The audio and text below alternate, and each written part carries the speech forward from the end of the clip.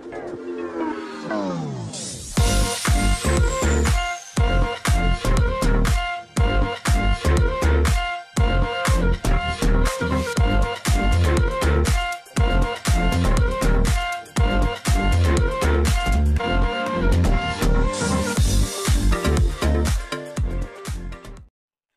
semua, salam sejahtera Malaysia.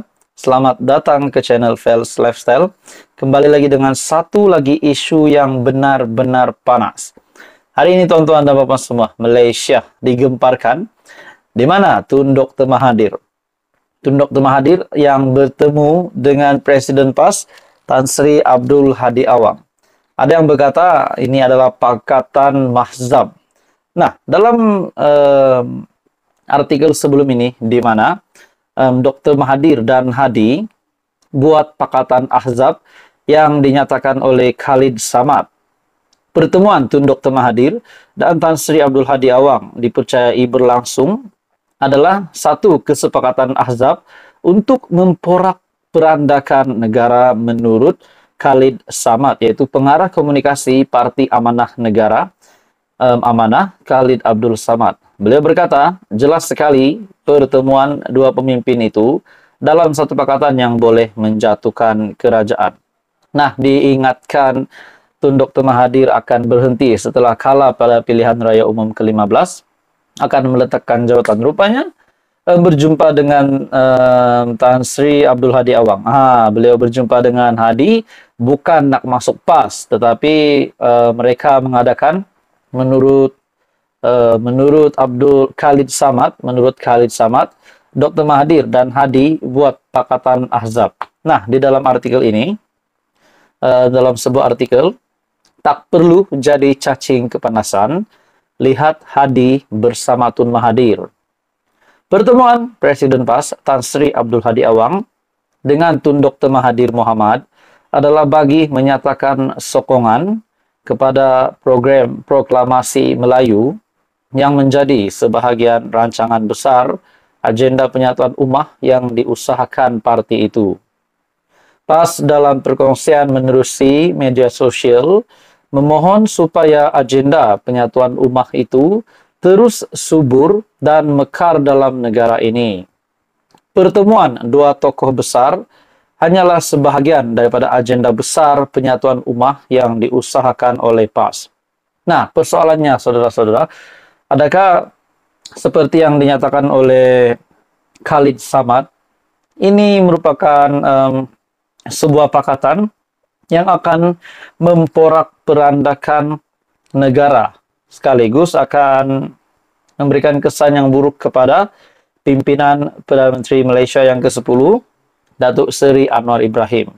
Nah, dalam artikel ini juga, antara pemimpin PAS yang hadir adalah Naib Presiden PAS, Datuk Seri Dr. Ahmad Samsuri Mokhtar, Setiausaha Agung PAS, Datuk Seri Taqiyuddin Hasan, dan Penolong Setiausaha Agung PAS Pusat, Muhammad Syahir Sheikh Sulaiman. Selain Dr. Mahathir, turut kelihatan pengerusi Sekretariat Proklamasi Orang Melayu, Datuk Marzuki Yahya, dan pengerusi Biro Mobilisasi Sekretariat Proklamasi Orang Melayu, Datuk Seri Khairuddin Abu Hassan. PAS Pusat menyatakan ramai yang menjadi seperti cacing kepanasan melihat pertemuan dua tokoh besar pemimpin Melayu itu. Seolah-olah mereka terlalu gusar dengan agenda penyatuan pemimpin Melayu Islam yang semakin subur kebelakangan ini.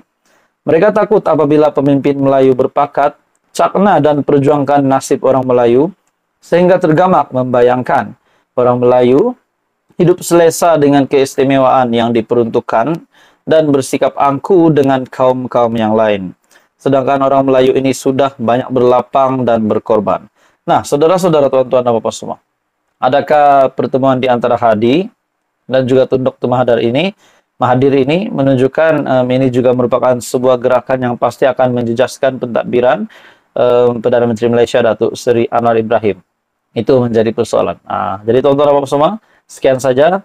Teruskan bersama di dalam channel ini untuk info yang seterusnya. Jangan lupa tekan butang like, share, dan subscribe. Info padu, info hangat disediakan di dalam channel ini. Halo semua, salam sejahtera Malaysia. Satu lagi isu panas yang mengejutkan. Setelah kita digemparkan dengan gerakan nak tumbangkan Anwar lah, nak ganti kerajaan lah, nak gulingkan Datuk Seri Anwar Ibrahim lah, dan kita juga digemparkan dengan pakatan yang diadakan oleh Hadi Awang sebagai Presiden PAS bersama dengan bekas ahli Parlimen Langkawi yang juga bekas Perdana Menteri Tun Dr. Mahathir. Yaitu ini berkenaan dengan proklamasi orang Melayu.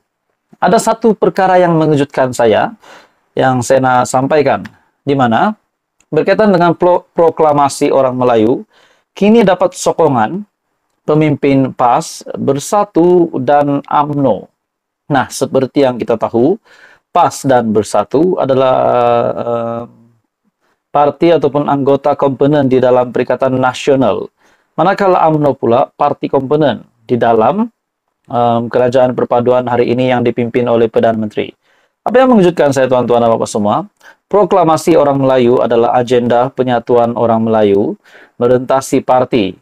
Kini berjaya mendapat sokongan pemimpin PAS, Bersatu dan UMNO dengan sasaran 1 juta tanda tangan dikumpulkan menjelang pilihan raya negeri yang dijangka pada Julai ini.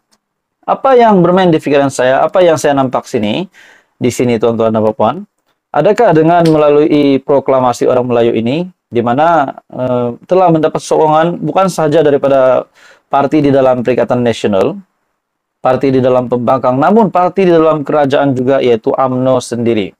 Adakah ini memberikan kesan kepada kepimpinan Zahid Hamidi di dalam sebagai Presiden UMNO, sebagai timbalan Perdana Menteri yang menyokong kerajaan hari ini.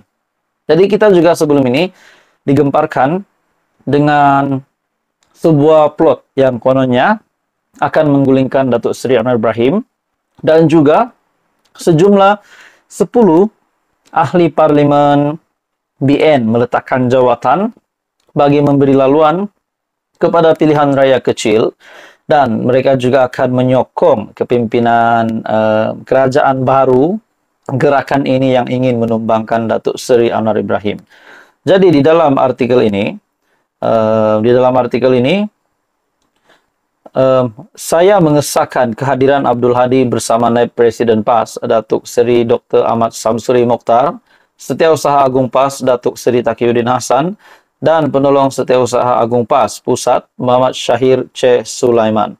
Nah, dalam artikel ini juga, selain pemimpin PAS turut kelihatan dalam gambar tanpa keterangan itu, Marzuki dan pengerusi Biro Mobilisasi Sekretariat Proklamasi Orang Melayu, Datuk Seri Khairuddin Abu Hasan.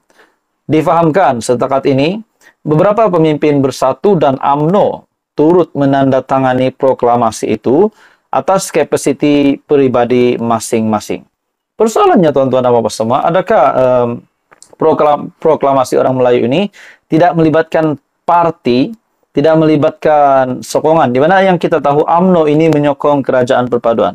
Saya tidak pasti kalau berkaitan dengan ini akan memberikan kesan kepada kerusi ataupun mungkin sokongan kepada pemimpin UMNO yang menyokong proklamasi orang Melayu ini bersama dengan Bersatu dan juga PAS. Jadi saudara-saudara, dalam artikel ini apa yang mengejutkan saya juga,